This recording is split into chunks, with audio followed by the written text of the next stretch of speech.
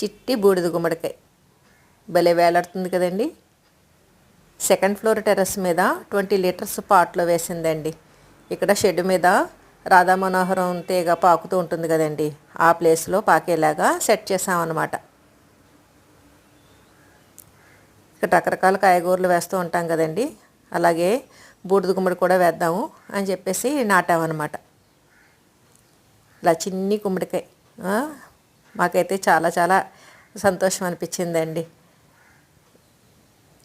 ఆనపాదులు, బీరపాదులు, కాకరపాదులు ఇవన్నీ పెట్టుకోవడం మామూలే. బూడిద గుమ్మడి నేను ఫస్ట్ టైం అండి వేయడం. ఇలా 20 లీటర్స్ బకెట్లో వేశాను.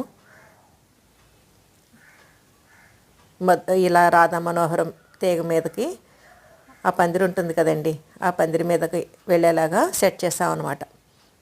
ఈ చిన్ని గుమ్మడికాయ వచ్చిందండి. మాకైతే చాలా హ్యాపీగా అనిపించింది.